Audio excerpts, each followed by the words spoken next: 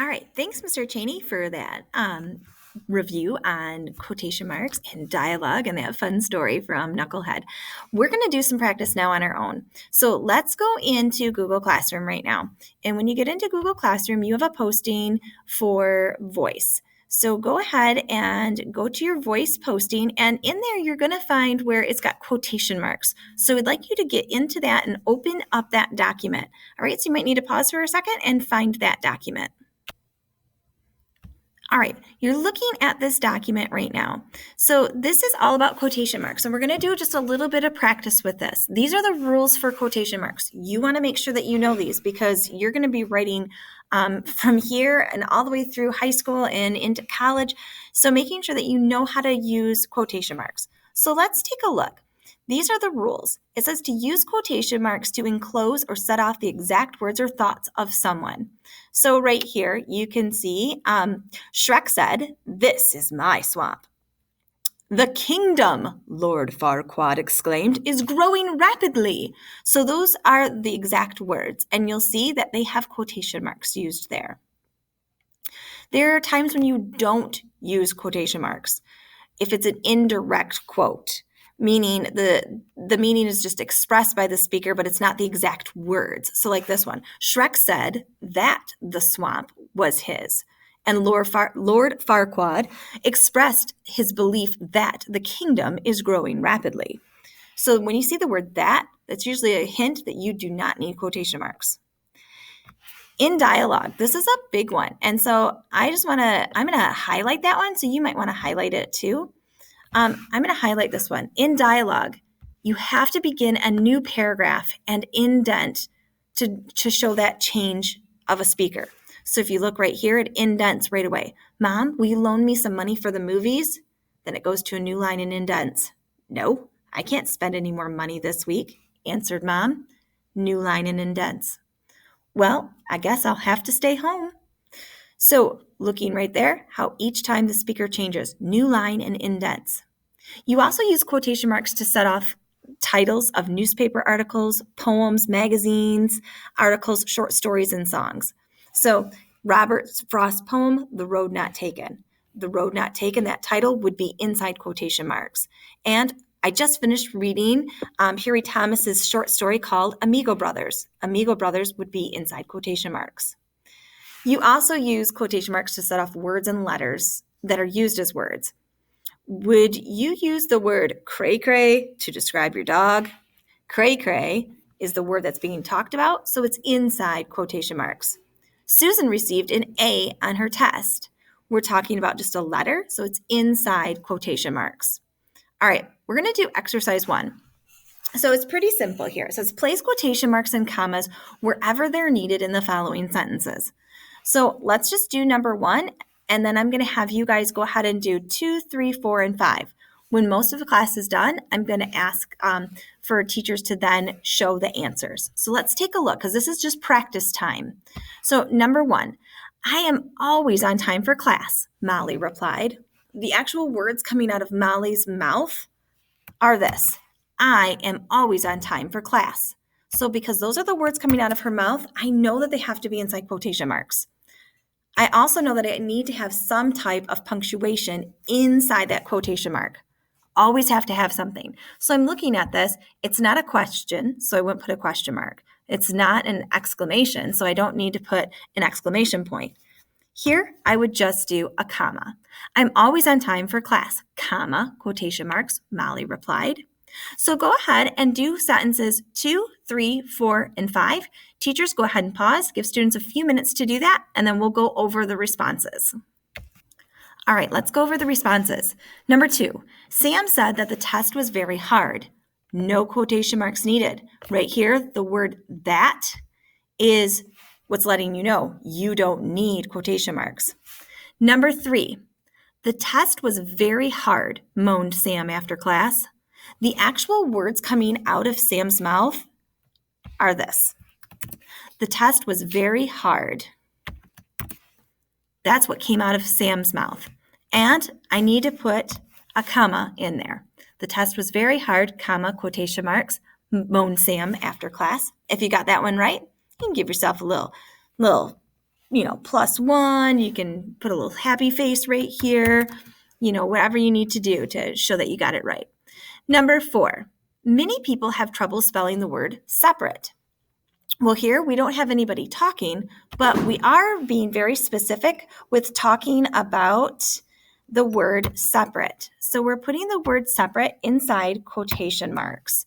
If you got that one correct, go ahead and give yourself a star or a smile.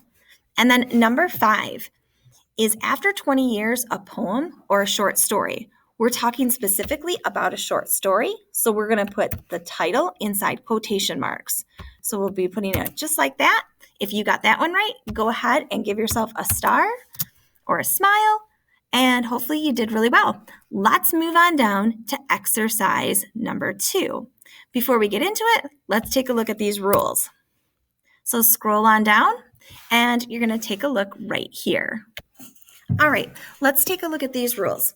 This is all about the punctuation. So there's tons of punctuation when we deal with quotations. So right here, we need to place periods, commas, question marks, and exclamation marks inside the quotation marks. That's a lot of marks. So take a look at this one right here. My dad always said, comma, quotation mark, don't go out with older boys, period, quotation mark. You see all that punctuation? It's necessary, and it has to be there. So you have to have something if it's coming before your actual quotation. If it's after, you have to have something after. So give me a break, comma, Tammy said. You'll notice you have a comma, and it has to be inside those quotation marks. May I make a poster for my project? Carrie asked. You're noticing it's a question, so we put the question mark here. It doesn't go here. I deny everything! Exclamation point. The suspect cried. And here's where the exclamation point goes. Now, in dialogue, the first word of the quote has to have a capital letter, just like the first word of a sentence would have a capital letter. So you can see it right here. The boy at the front of the line said, and we've got the comma here, the tickets will go on sale in an hour. The is capitalized. And again, you've got to make sure and put in commas. There's lots of commas in here, so pay attention to how these are done and use that as your example. The test was hard, comma, said Sam, comma, but it was fair because it's interrupting that sentence. The comma to be able to put it before, and again, the comma at the end. So these are the things that we've been looking at, and you'll notice that in your reading passages all the time. So let's look at exercise 2. Again, let's just do the first one together, and then I'll set you off to do the rest on your own. Keep in mind all the rules that you've learned. So place quotation marks wherever they're needed and punctuate it correctly. May I have a new shirt for the party? Asked Kenny. Well, we know the actual words coming out of Kenny's mouth. May I have a new shirt for the party? Those are word for word the words coming out of Kenny's mouth. So they have to be enclosed in quotation marks. All right, go ahead and do 2, 3, 4, 5, 6, and 7 and see how you did. So teachers, go ahead and pause. Give students a few minutes to finish. When most have finished, let's go over the answers together. All right, let's check them. Number 2, Laura said that she wanted to study medicine. Well, there's no real words that Laura's actually saying here. This is just coming to a secondary. So the word that here is letting you know you didn't need quotation marks. Let's take a look at number 3. If you got that one right, you can give yourself a little happy face. All right, number 3. No one would even think to look in there, said Mrs. Brown. Well, the words that came out of Mrs. Brown's mouth, no one would even think to look in there. So those are the words that came out of her mouth. But I know I have to have some punctuation in there. So I'm going to put a comma in there. All right, and if you got that one right, you can give yourself a little happy face. All right, number 4, Ben shouted, will you please be quiet? So right here, Ben shouted. So this is what Ben's actually doing. He is shouting. All right, and this is what he actually said. And because he's shouting, I know I need an exclamation point there. And my rules always tell me that the first word in dialogue must be capitalized. Now I'm still missing something here. If you got the comma, great job. So Ben shouted, will you please be quiet? Notice I didn't put a question mark. He's not asking a question. He's screaming at them to be quiet.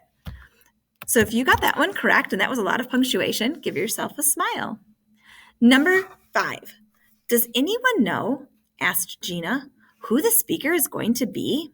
Now I have to think about this. The actual words coming out of Gina's mouth. Does anyone know who the speaker is going to be? That's the whole sentence that Gina said. So those words are all going to be in quotation marks. Now I have to look at my punctuation. Does anyone know? And I know that I have to have a comma in there. Asked Gina. And before my next part, I have to have that comma. Who the speaker is going to be?